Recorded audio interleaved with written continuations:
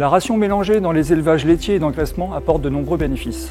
Pour la réaliser, les éleveurs ont recours aux mélangeuses distributrices en version traînée, automotrice ou stationnaire. C'est donc une machine à usage quotidien. Et au fil du temps, l'usure fera son apparition.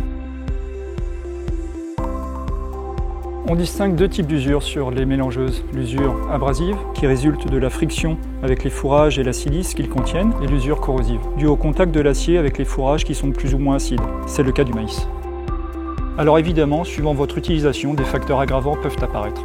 Tout d'abord, l'intensité d'utilisation, bien sûr, le rapport volume-nombre de vis, le niveau d'acidité de la ration, la part de fibres, les résidus en fond de cuve, et le plus important, le changement régulier des pièces travaillantes.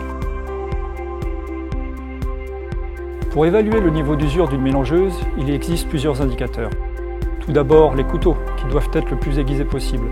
Ensuite, l'état d'usure général de la vis de mélange. L'usure débute en périphérie de la spire.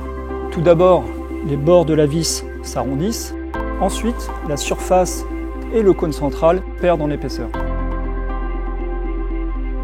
Cette vis en acier standard que l'on trouve sur le marché a travaillé pendant plus de 10 ans. L'épaisseur d'origine de 15 mm a été réduite à 8,5 mm sur le bord de la vis, mais également à 10,47 mm au centre de la spire. Et enfin, l'intérieur de la caisse de mélange va également subir une usure progressive. La recoupe des brins s'effectue en effet dans les 60 premiers centimètres de la cuve. L'épaisseur de celle-ci est visible au niveau des portes de déchargement.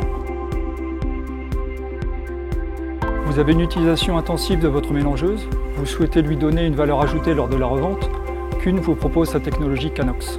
Canox est un alliage composé de deux métaux, le chrome et la ferrite. Le chrome, c'est l'inox et donc une résistance à l'usure corrosive. La ferrite, quant à elle, apportera une résistance mécanique optimale. Concrètement, où retrouve-t-on la technologie Canox?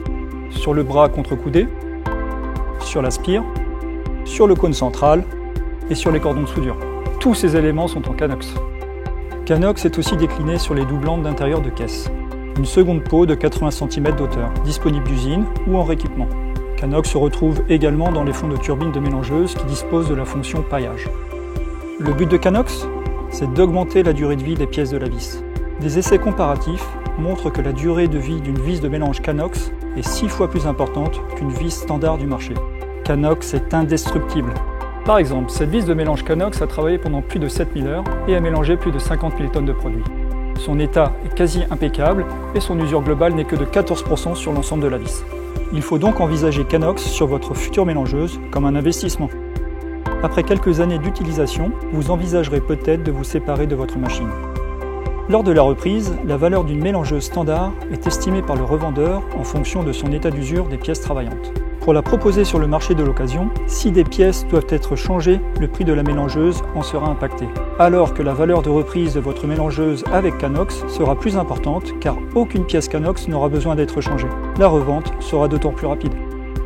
En résumé, la technologie Canox va vous permettre d'augmenter la durée de vie de votre machine, de garantir un meilleur prix à la revente, de maîtriser le coût d'usage de votre mélangeuse, d'assurer une bonne qualité d'alimentation en limitant l'apport de fer dans la ration, mais également d'être éco-responsable en remettant sur le marché de l'occasion une mélangeuse avec une seconde vie. Canox est proposé sur les vis de mélange et doublantes intérieures de caisse sur l'ensemble de la gamme. Les mélangeuses traînées à 1, 2 ou 3 vis verticales, les mélangeuses stationnaires et enfin les mélangeuses automotrices à 1 ou 2 vis verticales.